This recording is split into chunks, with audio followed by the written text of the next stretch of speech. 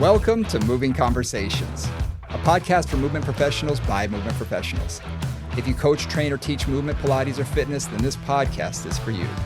With more than 60 years of experience in fitness and Pilates, your hosts, Brian Ritchie and Nora St. John, explore the science of human movement, diving deep into the facts, myths, and common misconceptions, hoping to spark thought and conversation about how we view fitness and movement.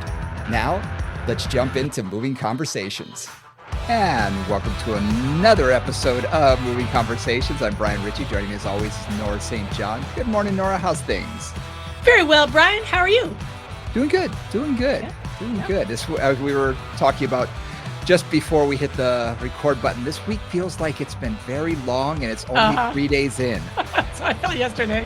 Oh, man. Yesterday I was thinking all day long it was Thursday. I was like, oh, it's almost over. And then I was reminded, no, it's Tuesday. Son of a gun. All right, ramp up. Here we go. Keep going. Keep moving. Exactly. Momentum. I joke to everybody. It's like, it's like I'm a shark. Just keep swimming. Just keep swimming. Just keep going forward all the time. Never stop. It's okay. Absolutely. Absolutely. Well, today we're going to do another deep dive. We've covered a lot of topics in the podcast and, we try and limit these to about an hour, no longer. That way, on your commute or whatnot, you can easily download and have a little bit of an enjoyment to and from work or something. So we try and limit it. The problem is we have so much more to say. I mean, with every topic we choose, we could probably go for another hour, if not longer. Especially now that we have the video option too, so we can use props and things. So we got a few props with us today. So anybody who hasn't seen us on YouTube, check it out on the YouTube channel. The link is in the bio and it's under mine. So if you look at Brian Ritchie, it's under all of my files right now. And yeah, it's doing pretty well. We're getting some people to watch, which is always nice. You can always reach us. Let me throw out our socials right now. Reach us. Everything is at Moving Convos. So movingconvos@gmail.com.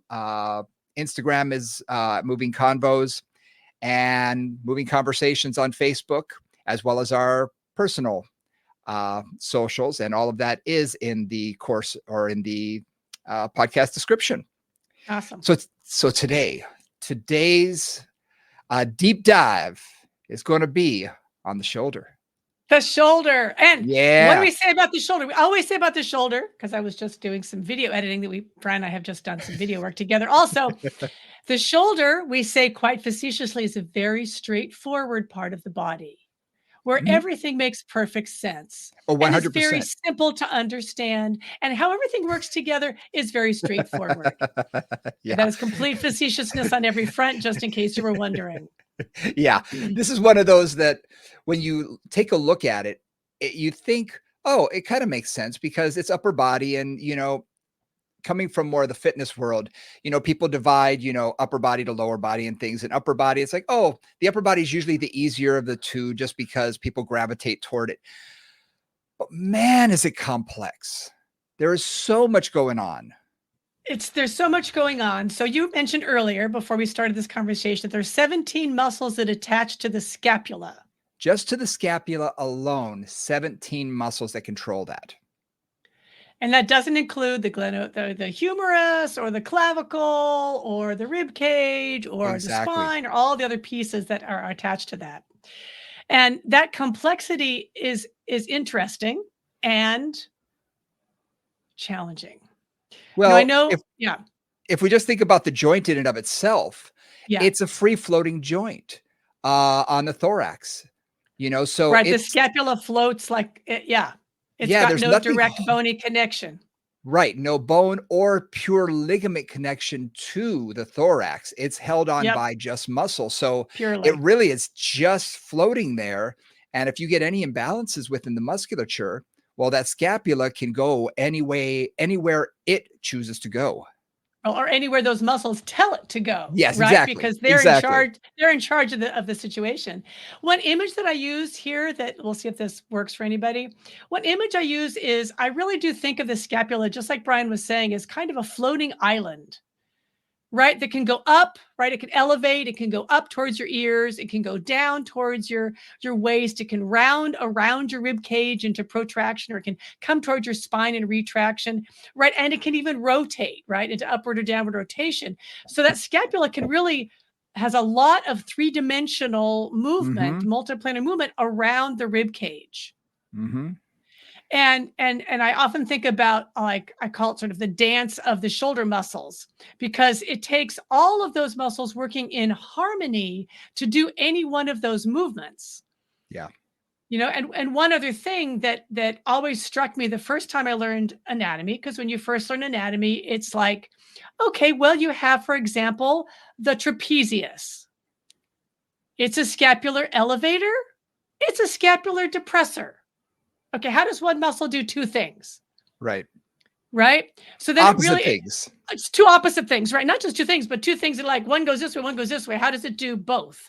And so looking deeper and deeper into anatomy, understanding it's not just which fibers of that individual muscle are being used, but how it is partnering with other partners in the scapula square dance, if you will. Yep. Yep. Right? It's interesting just thinking about the scapula in and of itself. Like you said, when we first learn about this, we learn that here's the shoulder blade, here's the scapula, and here's Yep. where it sits. Yep. And normally a lot of people, we learn the bones, we learn the names of the bones. This is in school. And then you learn the muscles and you learn the name of the muscles. And then you learn where they attach. And then you'll learn about the actions. And when you're looking at that, a lot of times people don't put 2 and 2 together, or, what is it, 7 or 8 and 9 together and get 17, because the scapula in and of itself has so many attachment points and so many different muscles attached to it that it's being pulled constantly in all different directions. I remember you and I sat, I believe it was in Anaheim.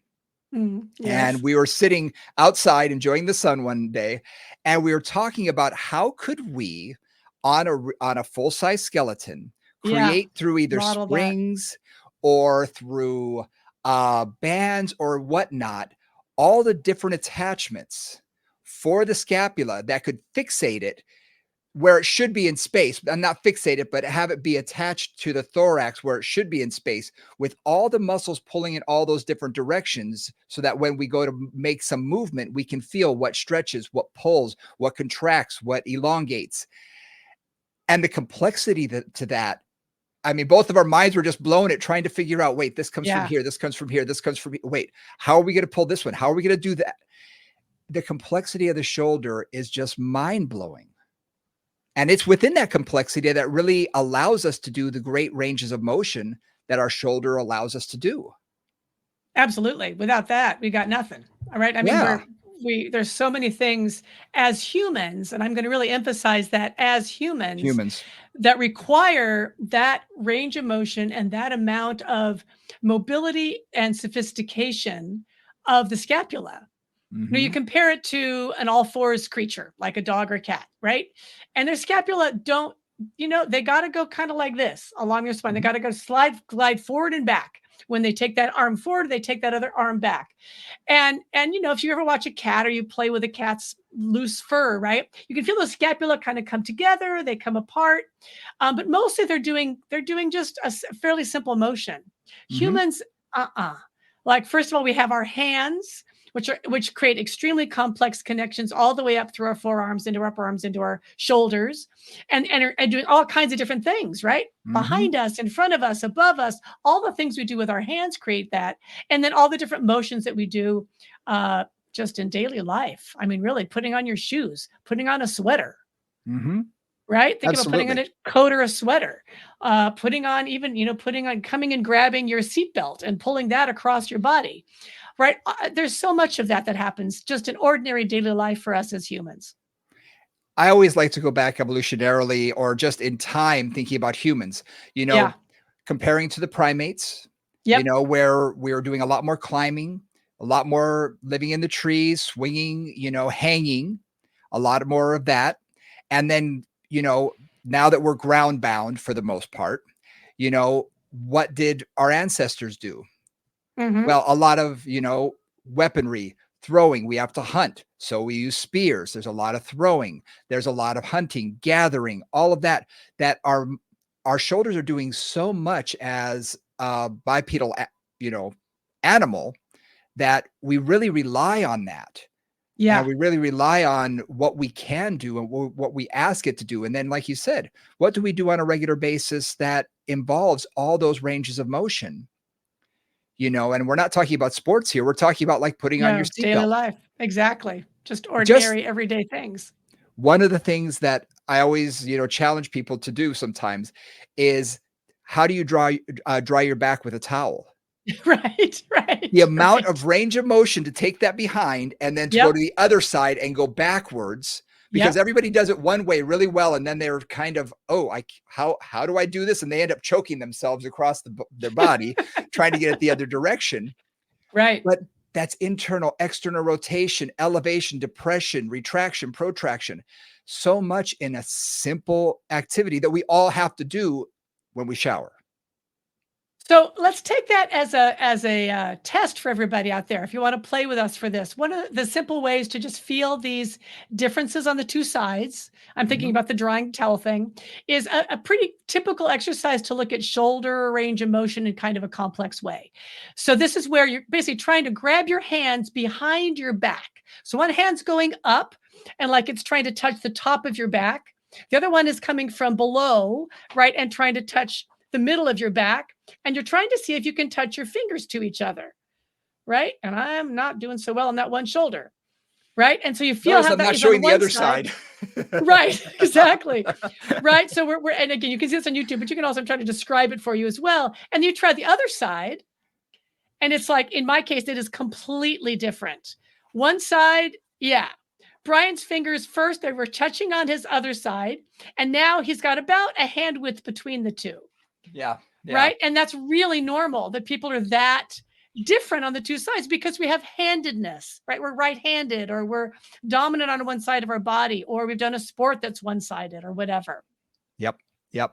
That I mean, it's called a scratch test, There we in go. medical Nice. Like you're terms. trying to scratch Yeah, your middle vertebra. Yeah. and it's something that is very challenging for a lot of people. They do one side really, really well, and they're like, "Oh, I got this," and they go to the other side, and I've had some people who can't even take their hand, and for a woman's body, can't even put it to where they would have to attach their bra strap, you Right. know? Right. Yep. And that's usually the biggest concern I get from women is they say, "I used to be able to attach it back there. Now I have to do it in the front and do the wiggle around." Yep. And it's like, "Oh, so we are limiting that range of motion. Something's too tight, Yes. and other things Yes. aren't strong enough. So there's that Yes. imbalance." But this is Yep. a great test that you can do on your clients that's really quick and easy, and, quick and dirty test that you can just say, "Oh, okay." And some people will get very anal about it and measure it, take out their tape measure and measure all that, and that's fine. But for me, it's kind of like, look, is it tight? Yes. What's tight? What's loose? And I'm going to just make a rough estimate sometimes and just say, oh, we're about 3 inches apart. Great. Because it doesn't have to be exact. We're hoping someday that we can narrow that gap down a little bit more. Exactly. So when you're doing that, right, that points out many things. So we'll use that as an example because we wandered down that path. It points out first the asymmetries on the two sides, Yep. right? That very few people are perfectly symmetrical on the two sides. So we talked about this a lot. We talked about the core, for example, just how myofascial imbalances around the spine will create different stresses going through the spine. Well, the scapula and the whole shoulder, really the whole shoulder girdle, I'm going to expand that to the whole shoulder girdle, is even more complex that way and typically more asymmetrical. Yep. Right? That you've got like massive internal rotation on one side, so you can bring that hand that's behind your back really far up on one side. The other side is like, right, doesn't go at all because that internal rotation is more limited on that one side, and other things as well. So it's just one of those moments of really noting the asymmetry and how differently we use the two sides of our body. Yeah. And just taking a look at, as a quick assessment sometimes, is just look at them from behind. Mm-hmm. What is their scapula doing? A quick and easy assessment. What is their scapula doing? Are they roughly even? Are they even to where the spinous process is? Or is one a little more rotated out? Is one higher than the other? Is one more Yep. rotated? Just noting all of these can give you a good an estimate or, an understanding of, oh, okay, there really are lopsided or one side dominant. We see this with a lot of throwing athletes or even tennis Mhm. players or things like that, that one side, their dominant side, is going to be a little bit more rounded forward, is going to be a little bit tighter. And you can see that from behind. So just having Right. that visual assessment can also help. Exactly. Where are the scapula sitting? Are Yeah. they the same distance from the spine? Are they the same height? Right? All those things. Is the tip of the scapula. Now, this would require either using your hands, because you can't always see that through a shirt, right? Using your hands to feel where that bottom tip of the scapula is. Or if they've got a tank top on, you can usually see the shoulders pretty well. So that involves getting in there, right? And understanding Mhm. that. And if I'm going to work with the shoulder, I want to know all those things. Like, I want to know how that scapula is moving. I want to know, is it moving evenly in all directions? Protraction, retraction, elevation, depression, upward rotation, downward rotation. I want to know how it's integrated with the glenohumeral joint.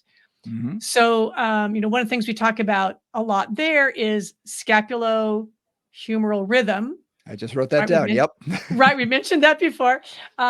So guys, again, if you want to join us with this is what happens when you take your arm basically either out to the side or to the front beyond about 80 degrees. So really, above shoulder height, right? As soon as you go close to shoulder height, you have to let that scapula upwardly rotate. See, Brian's showing it on the YouTube. So what has to happen is that scapula has to upwardly rotate, because otherwise that humeral head bumps into the acromion and causes a lot of the problems we talked about in our previous shoulder episode.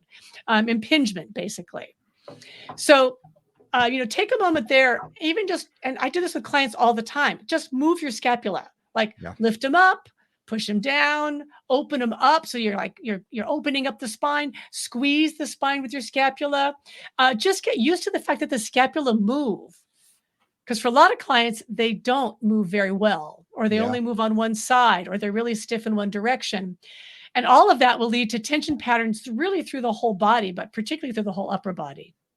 Something that I remind some of my younger students and trainers, when if you're not sure of what you're looking at, because obviously we have skin, we have muscle, we have shirt, Yeah. Yeah. and in our facility, it's relatively chilly and it's cold outside. So someone may have a jacket on and you try to get them to take off as much as they feel comfortable with during an assessment. But I say, what stands out? Right. What's obvious? What's obvious? What's the Mm. biggest thing that as I'm elevating both arms, am I shrugging one of my shoulders? Or am I depressing it as I'm bringing it up? Or am I rounding it forward? Those are the things that you can usually see a mile away. It's sort of like my initial assessment is what I notice from across the street. What's the big stuff? Because that will give me an indication, oh, something's going on here. Something might be a little glitchy in, what I'm seeing. So I often will take a look at that first and just say, okay, what's the big stuff? So if you're not comfortable with the minute, fine detail, look for that first, because you can always go beyond that, but that's the first step. It's also often the biggest clue. Yeah. Right. I find sometimes with Pilates teachers, they'll go for this very detailed stuff, but they'll kind of miss the forest for the trees, or they Mm, miss the trees for they miss the forest for the trees. They get so into the details of like what the right ankle is doing, that they miss the fact that that right hip is like hiked like crazy and the ribs are shifted to the left. yep. I'm over exaggerating a little bit, but there's also that idea that what is happening in a big picture? What is the big picture? Yep. What's the global picture? And then from there, again, if something sticks out, that's what you notice first. Their Yeah. leg is externally rotated. They hang their hip out to one side. Their ribs go to one side. One shoulder's higher, whatever it is. But really look for the big things first, because that's often your biggest clues. Yeah. That's going to give you that first indication in my mind, Yeah. and a lot of times for me, that's my first, okay, I can see it from behind. You can see, oh, one's really elevated. Okay. That immediately tells me that if one's elevated, that means certain muscles are tight. Other muscles are probably overstretched. Okay, so then I'll take them into, let's lift your arms out to the side. Let's lift them forward. Does it look smooth? Does it look, is there a hitch in their giddy up? Is something not moving quite right? And you're like, oh, something's not right there. And one thing that I want to do here, because you're starting to talk about this might be tight, this might be loose, is a key thing that I do when I'm doing anything with the shoulders is I want to focus on my mind and my eye on the movement of the bones and the range of motion of the joints. Because if that isn't working, the muscles are not doing the right thing. Right. Right. Like, in other words, it's one of those situations where I don't spend as much time like I will in the lower body, for example. I'll often go like, oh, I got to work on the adductors. I got to work on the abductors. In the shoulder, it's more like I need to get that right scapula to be able to protract.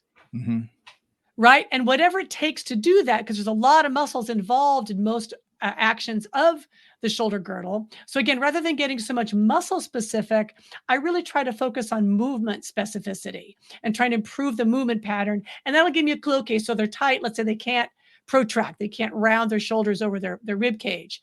Well, probably they're tight in the muscles between their shoulder blade and their spine, right? That's not allowing them to move the scapula forward. So then I know what I've got to loosen up. Yeah. Right. And again, I may name those muscles. It may be the trap. It may be the levator, maybe the rhomboids, maybe other things. But I'm not necessarily so much going to think about the name of the muscle as I am. Right. This is the movement I'm trying to correct. And a lot of times that's what we're trying to do in general with what we do anyway. We're looking at movement. Yeah. And it doesn't matter if it's the trapezius that's causing the tightness, or if it's a levator scapula, or if it's the rhomboid. It doesn't matter. Something's tight in there. For me, when I see someone with an elevated scapula, I am going to watch their bones move. And it just gives me an indication, okay, I'm seeing something here in this area. And that will give me an idea of, okay, what do I want to accomplish? How do I want to see this movement smooth out? Or how do I get this shoulder blade to drop or elevate or do whatever it's not doing properly? So absolutely focus on the movement and motion, and what do you want to occur? Because right there, if you know what you want to occur, you already have an idea of what needs to happen, what muscles you need to work. And how you're going to cue them and coach them. Right. Yeah. Exactly. So one of the examples I like to use here is talking about the trapezius. Right. So the trapezius as a muscle goes from the base of your skull. I'm using my hands for those of you who are only auditory, but I'm going to describe this too. It goes the base of your skull, attaches to along your spine, all the way down to T12. Okay, that's so it's huge. going to go. That's huge, right? This is from your skull to like the bottom of your rib cage, right? That's one whole big giant long attachment. And so then the fibers go up and they attach on the other end to the lateral third or 2/3, third-ish, somewhere in there of your clavicle on the top, inside the acromion, and then along your scapular spine in the back. So, right, so it's attaching to your spine. It's attaching to kind of the top of the shoulder girdle, that clavicle across the acromion, across the scapular spine. So just, contemplate that for a moment. I contemplate that for a moment. And one of the things I like to do is like if I take my fingers and I feel just the top of my clavicle, and you can do this with me. I go right, so on the top of my clavicle, it goes out to my acromion, it goes along the top of my scapular spine. Well, that's just interesting because now I got this muscle that's going up and down my spine and then kind of wrapping around kind of like a hood onto the top of my shoulder girdle, my clavicle and my scapula. Right. So, and again, if you got a good image somewhere in one of your anatomy books, take a look at it because it is a little weird. And one of the things about that is then you have fibers going in different angles. You have fibers that go from the clavicle. I think about them going from the top of the clavicle up towards the skull and the neck. I've got fibers that go from like the acromion and the top of that around to the middle of the upper thoracic, right? To the top of your thoracic spine. And then I have fibers that go from the top of the scapular spine and then dive down to T12. So I've got fibers going from the bottom, from the middle, and then from the top. Right. So just again, think about that. And so what does that do? That allows that musculature to orient and to organize where that scapula is sitting on the back of your rib cage. I can pull it up. It can pull it together, right? Bring it together into retraction. It can bring it down towards the base, towards your pelvis. And it can even, if they all work together, upwardly rotate and bring that whole bottom tip of the scapula out. So that's where that complex dance, that crazy dance, really, that crazy changing partners, if you will, can happen for any one muscle in the shoulder girdle. And a lot of people sort of want to divide the trapezius into parts. Trap Right. 1 being the portion that's upper, closest to our upper, that's cervical. Yep. Trap 2 is sort of just below that. Trap 3 is more mid back, and trap 4 is the one that sort of dips way down into, attaches to, like you said, the lower part of our rib cage down to T12 and such. Yep. So when we divide like that, a lot of people do sort of separate that, but it is one muscle group. It's one muscle group. And one of the things that I know from anatomy as I learned it was in most anatomy books will say, well, the upper trapezius does this, and the middle trapezius does this, and the lower trapezius does this. But they never really said, well, what does the whole thing do when all of it contracts? Right. Right? Because muscles, they work, different fibers can certainly work in different ways, and different parts of a muscle can be activated, but it's one muscle. Right? So then what happens when all of those fibers are working together? And it's just one of those things I keep looking at every time I look at the anatomy of the upper body, is like, okay, well, there's all those little bits and pieces, but then where does that muscle work when it's working more globally, when the whole thing is going together? What happens there? It's almost like a marionette. When you pull on just one string, the scapula will do elevation or retraction. When you pull on 2, it'll begin to do a little bit of, protraction or elevation with retraction.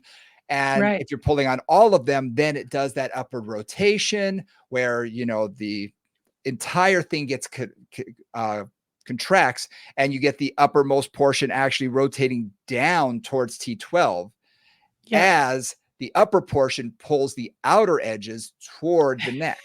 Exactly.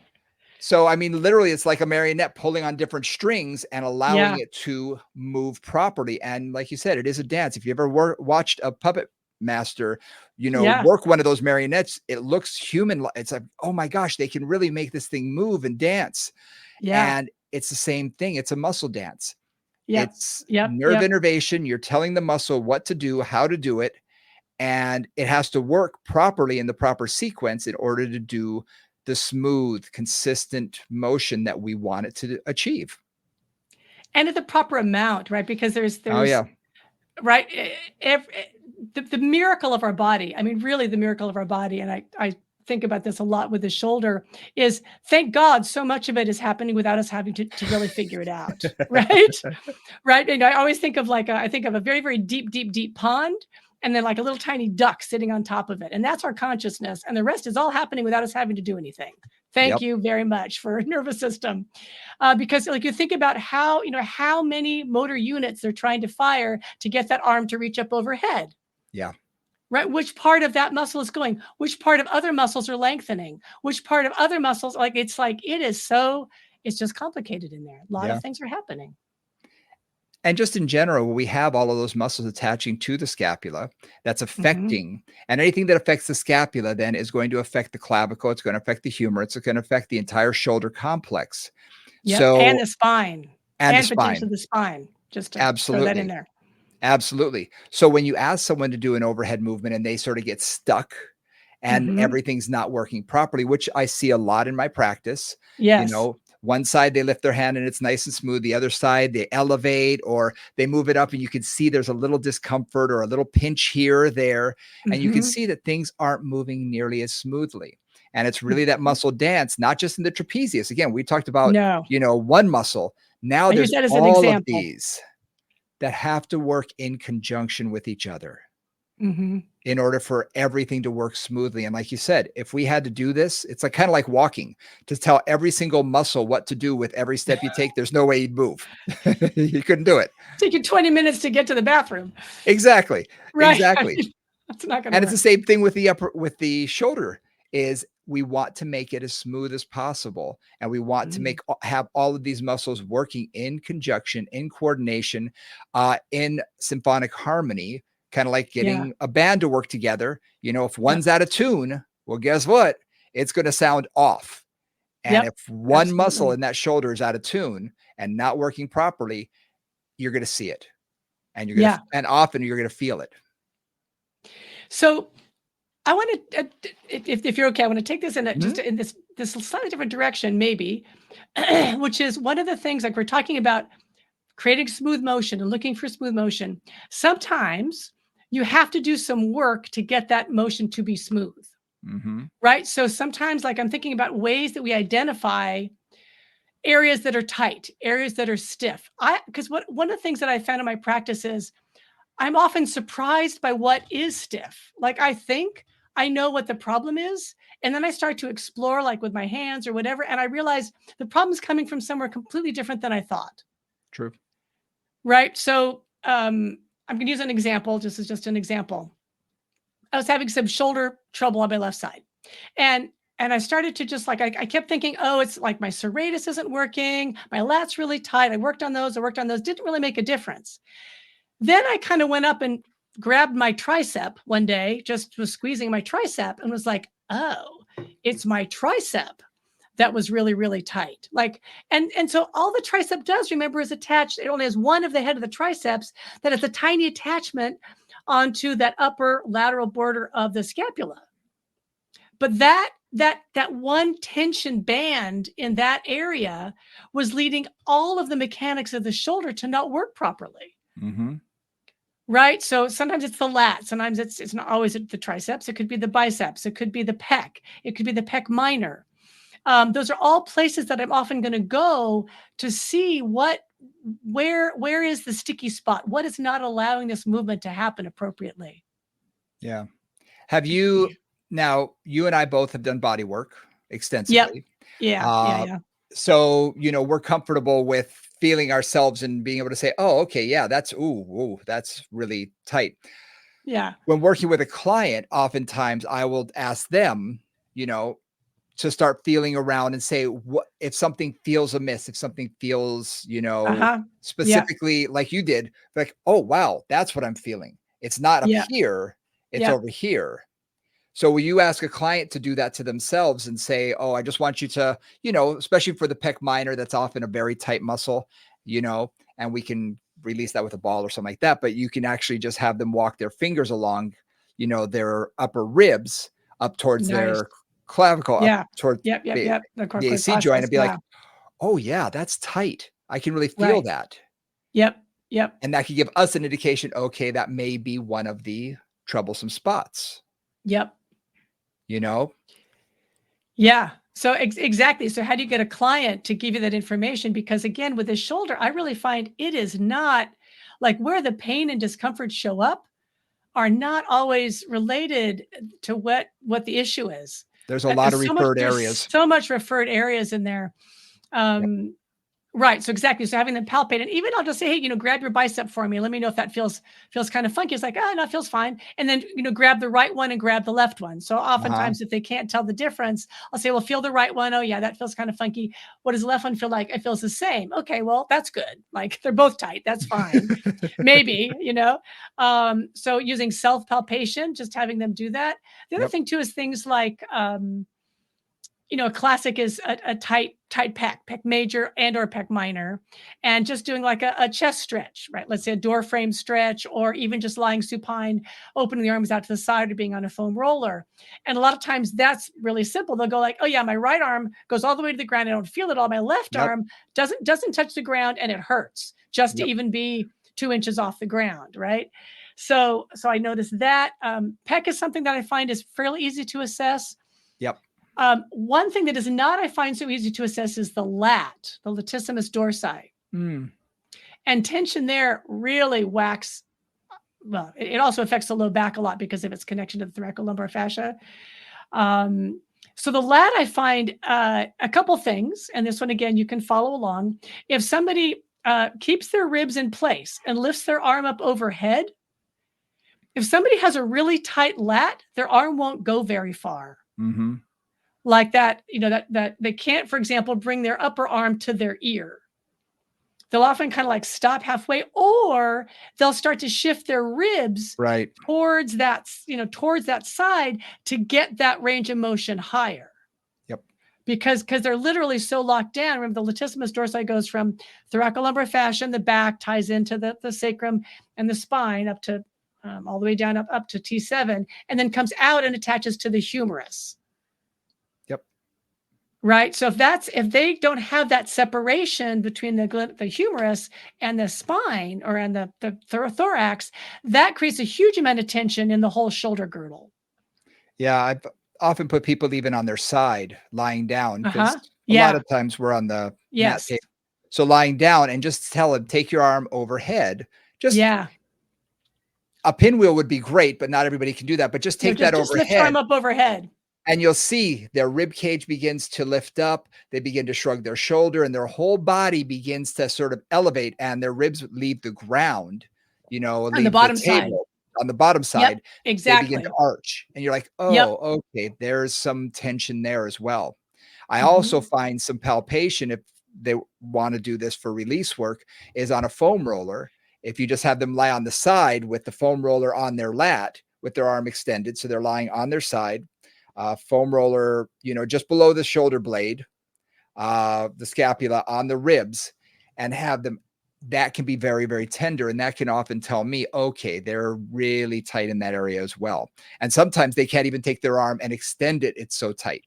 So then that'll tell me, okay, we really need to watch, we need to work on that. Yep, exactly.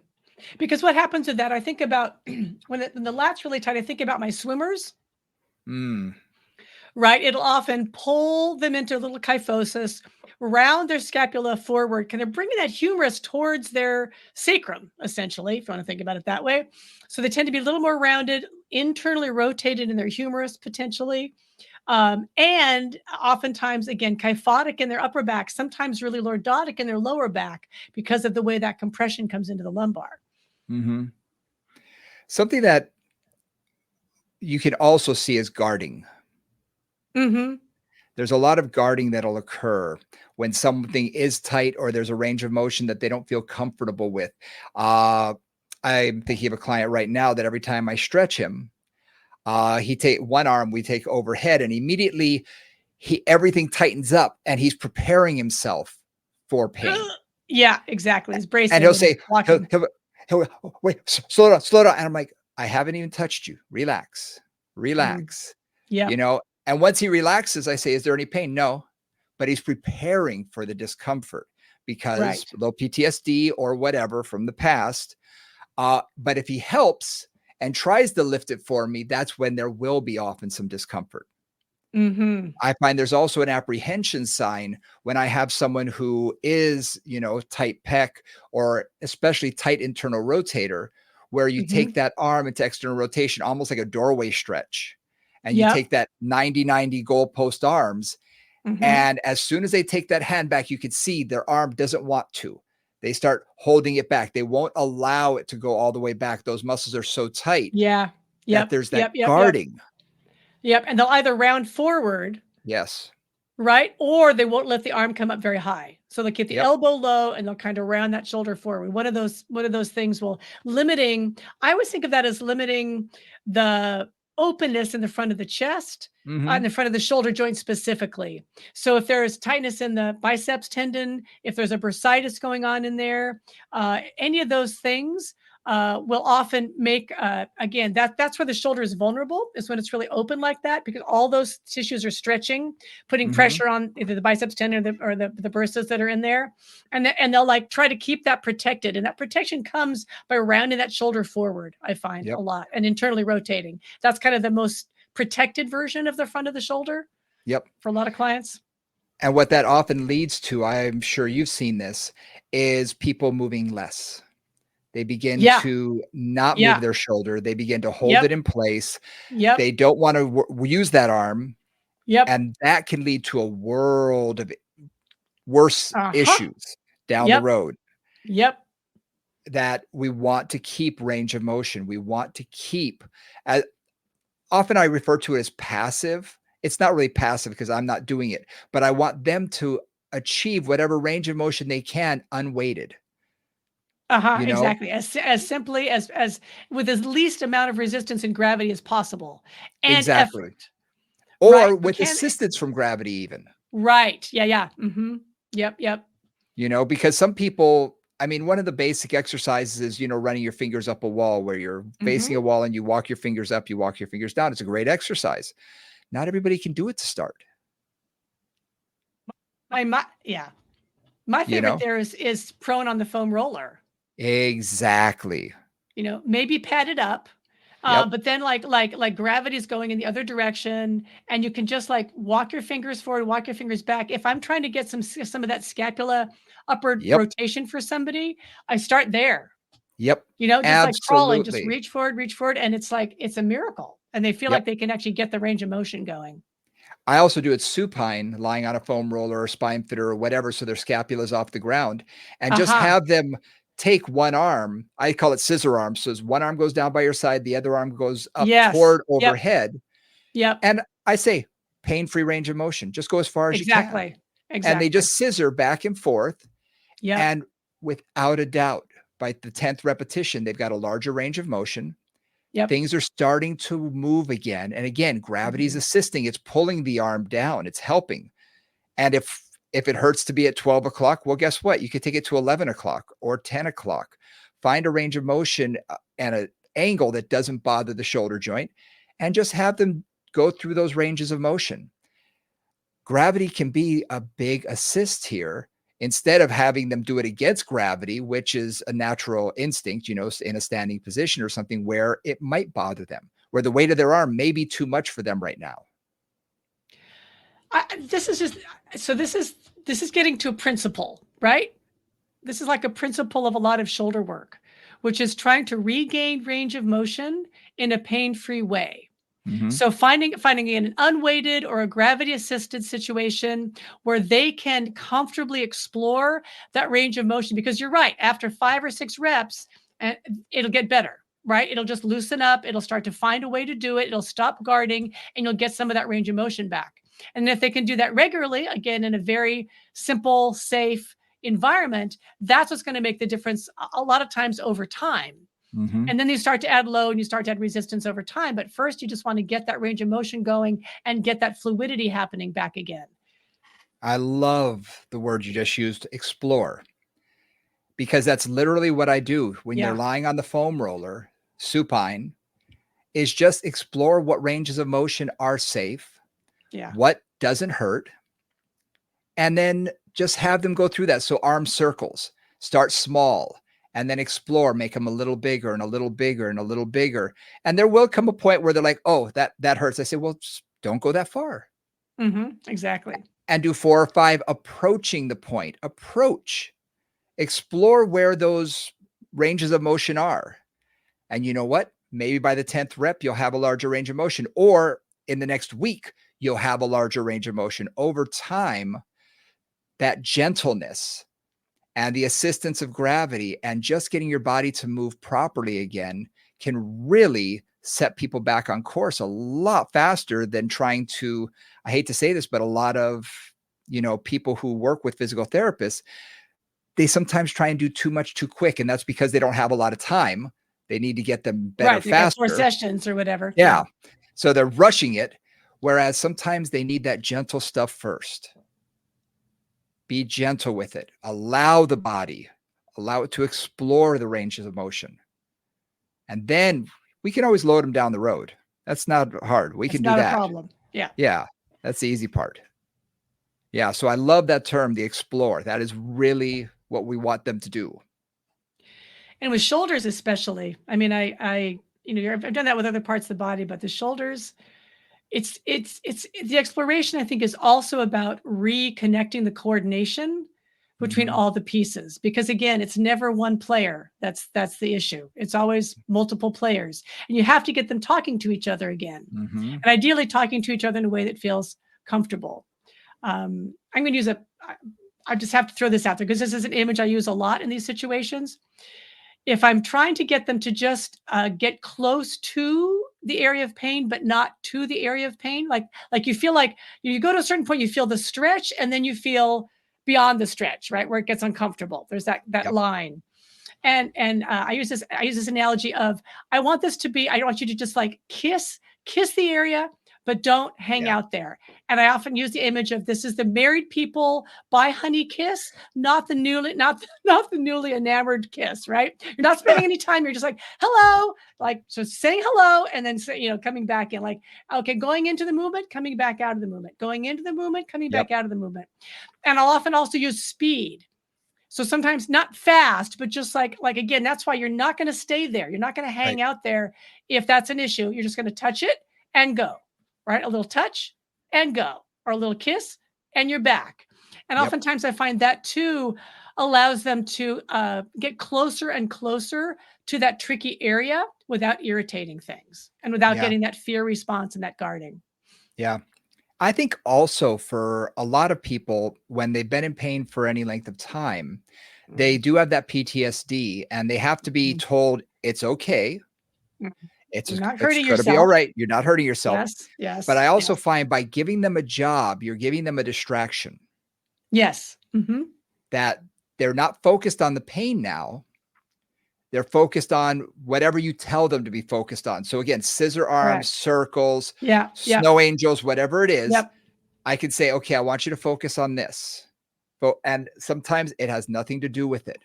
Like snow angels, I always say, I want your focus to be on the back of your hand on the floor. Feel that. Really, you're just giving them something to focus on. Put their mind somewhere else, because all of a sudden they're like, oh yeah. And you can see their range of motion is increasing, and they're not complaining. It's increasing. And sometimes I don't jinx it. I don't even want to bring their attention to it.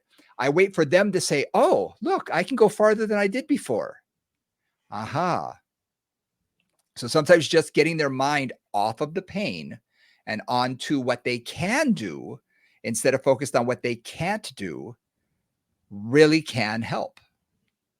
I use that all the time in pain situations, because somebody has, let's say, plantar fasciitis, right? And it's just uncomfortable and it's painful. Yeah. And it's like, okay, so we're going to do upper body work today, right? We're going to do core work today. We're going to just ignore your foot, at least for periods of time. Right. And it's like, and then sometimes by the end of the session, just because they're not focusing on it, like with their brain going, my foot hurts, my foot hurts, my foot hurts, my foot hurts, it feels better. So the distraction works both ways, right? Good. Yeah. So when it comes to looking at motion, we want to talk about both the glenohumeral joint as well as the scapula to try and regain how they work together. So we talked about a couple of different exercises, but I thought let's go through some of these and just so people can jot them down. Also, I'll be showing a video of these for the YouTube as well as for our socials. But just first of all, let's talk about the scapula. I find that the foam roller is great. A lot of people ask me, well, why do you use a foam roller? Or the spine fitter I find is even better, and I'll explain why in a second. It's because their scapula is not on the ground. So it's not being fixated. It can move. It gives them that opportunity. So if they can get on the ground, I like to have them do that because it allows that. And I can have them take their arms up. I tell them zombie style, arms straight up toward the sky. Now I want you to protract. I want you to really reach as far as you can. So those scapula are now moving away from the spine. Now squeeze that foam roller. I want you to squeeze it back together. So now we're working that one range of motion, trying to get that to move better. I can do elevation. I can have them do scissor arms. So one arm's coming down as one arm's going up. So that scapula is going up and then retracting down and then going up and retracting down. So there's that more sagittal, movement, sliding, if we were doing a crawling motion, it'd be forward and back sort of thing. And then we can get into arm circles. We can get into snow angels. And all of these type of things are working the scapula, getting it to move in all the ranges of motion. And once we get into that, we're also doing the glenohumeral joint at the same time. So it's a great way to sort of introduce all of that under a gentle, pain-free, hopefully, keep in pain-free range of motion whenever possible, just to allow that movement. And if they can't get on the floor, put them up against the wall with the foam roller. Yeah. Yep. Absolutely. I do. All those have been my go-tos for shoulder issues forever. Because again, I'm looking at trying to get gravity assisted or minimally resisted range of motion in all different places, and to try to get that coordination and that smoothness and those glides back, and the comfort and the confidence back in the client. Yeah, Yeah. love it. And I was mentioning the spine fitter, which is that long thing that looks like a bunch of tennis balls, strapped together. Reason I like that is because of the massage that it actually gives to the trapezius, the rhomboid. So Mhm. as you're moving your scapula, you're actually doing a little bit of self-care, self-massage at the same time. So it feels good. At first, people are like, "Ooh, this is pretty tough," and then they're like, "Oh, this feels good. Oh, this feels really good." And I'll have them use their feet by sliding up and down a little bit so they can get a little bit of that, uh, superior, inferior movement. And it just starts to feel good, but they're still off the ground, so they can still do the range of motion. Their scapula can still move. Yeah. Yep. Yeah. It gives them freedom of the scapula. Yeah. Now, the Nice. next step often that I'll do is I will load them lying on the foam roller. So the Hmm. weight of their arms will help by using bands. And I can either do that on the trap table where I can put the bands over the bar that's Hmm. above us. I find springs are just too challenging, but They're I too use hard. yeah, They're too hard. a light band, a yellow or red, something light. Or even without that, just having them do some range of motion while pulling on the band in different ranges of motion, arms out like a T, maybe like an X, one arm slightly higher than the other.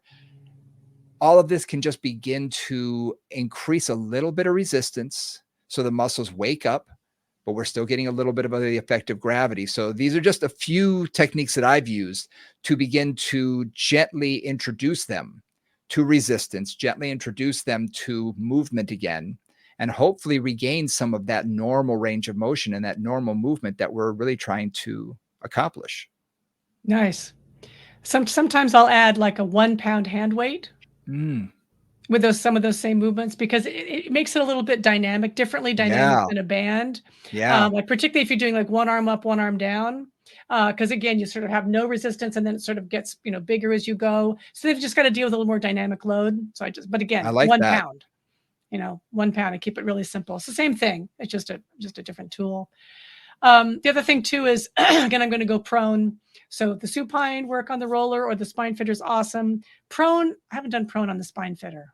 I admit No. I do prone on the roller, and I pad the roller, guys. The roller is sometimes uncomfortable for people's pubic bone or their spine or their sternum. Sorry, their sternum, not their spine, if they're prone. And I'll often have their head off of the end of the Yeah. roller and support it on a towel or something so it's not too far forward. And then I do crawls there. I just do simple Mm, crawls with the arms, with nice. the hands on the ground. And again, that's just that getting that mobility going. Gravity is really taking the load off of the shoulders, and working on that. And then in terms of now, this is one of those steps, right? Because you really want to get that mobility going first, and then that light load, and then slowly build them into loading. I'm going to use this loading in full range of motion. Right, so like you do with the bands or with a lightweight, like if I can get them to get some load in full range of motion, Mhm. that's right. That's where I kind of want to start, because if I start with a heavy load where they can't do the full range of motion, I'm just generally going to be reinforcing whatever compensatory pattern often got them into this Yeah. situation in the first place. Does that make sense? 100%. Yep. Yeah. Yeah. Yeah. I find too many people wanna load too quickly because, again, Mhm. ego gets involved. Well, I usually do lateral raises with 5 pounds or 50 pounds, whatever it is for the person. It's like, well, Yeah. how about 1 pound? Or how Yeah, about they're like, half a "What?" pound? Right. Or how about this light band? So we're loading it from a different angle, and you're Yeah. gonna feel it differently because it increases as the arm goes up. Or maybe I'll have them not step on the band. Maybe I'll load it from the side. So now they're getting more resistance at the beginning of the movement rather than at the end. Changing it up, but definitely Mhm. giving them some range of motion or giving them some resistance. But like you said, working through the entire range of motion. So starting them out light. Mhm. Yep. So if that's the key, that is the Yep. key. Yep. You'll get stronger over time. have no fear. Your body will figure this out. You'll get that range of motion back. And I find that, you'll be back to your old weights again within a certain period of time, but don't need to rush it. We really don't need to rush it. And it's really like what we're trying to do is rebuild the foundation of movement in the shoulder, right? Getting the range of motion going, getting the coordination of all those members so that when they do take a heavier load and push it up overhead, for example, everything is coordinated and knows how to do that again. Because after, if something's really been funky for a while, or maybe it's always been funky for that particular person, and there's some tight spots and some things that aren't coordinated, they go to do that and the irritation is going to come in at some point, right? Yeah. And something that just dawned on me.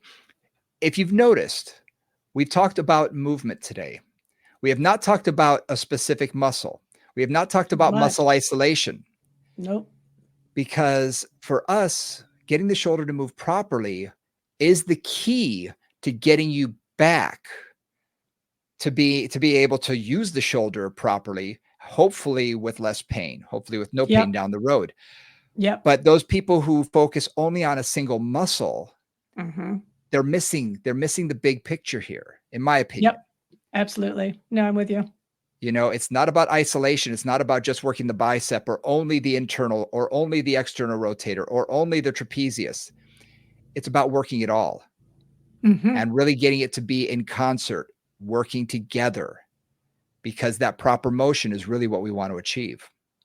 And that happens with congruency, right? Yeah. That happens with everything working together and with coordination and with fluidity between all the different members. That's what's required for good shoulder action.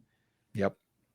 Whether you're starting out or whether you're adding a whole bunch of load or whether you're throwing something heavy or, all those steps along the way, that coordination has to work in order for you to achieve whatever level you want to achieve. And if it's missing, you can't get there. Yeah. Or you can't get there safely. Yep. And if you're only focusing on one part of it, it's like, using the band, an orchestra again. If you're only focusing on the strings, well, guess what? It's going to sound weird. Right. You're gonna miss the whole timpani. Exactly. We want the whole thing to be moving properly. So that's a great way to sort of think about it. And I will be videoing some of these exercises, especially the ones lying down on the foam roller or the spine fitter. That way you guys can see exactly what we're trying to accomplish and trying to get that range of motion. I'm going to play with that 1 pound weight too. I haven't done that yet. So that's why when you said that, I like it a lot. That's a great idea. Cause I've loaded, sometimes I'll put them from different angles in front of a wall ladder and tie tubing. So it comes from different angles. So sometimes my arm is being pulled toward the ladder. So, I'm at a 45-degree angle today, and then tomorrow I'll be at a 60-degree angle. So just so that it'll pull in different angles. So my body has to be aware of that. But I love the fact that with the 1 pound weight, because as you said, when it's directly above you, you're not feeling anything. But as that weight gets closer and closer to the ground and you're taking that weight further from the joint, you're going to feel it exponentially, and that gets that dynamic load. I love that. I'm going to be playing with that. Go for it. Tell me how it goes. Yeah. Excellent. So be on the lookout for that. I will be posting that in a couple of days. And thanks for joining us, guys. Our hour is up already. See, every single time we do this, it's like it goes by so quickly. So our hour is up. Again, you can always reach us at our social media pages at Moving Convos on Instagram, Moving Conversations on Facebook, or email us, movingconvos@gmail.com is the easiest way to get in touch with us. And if you have anything you want us to cover, if you have anything you want us to do a deeper dive on or anything specific, let us know. We're definitely here. We answer our emails. We will definitely cover whatever you ask us to, or if we don't want to for a specific reason, we'll say that too. We'll let you know. We'll let you know. Well, thanks a lot, guys. And we will see you next week. Bye.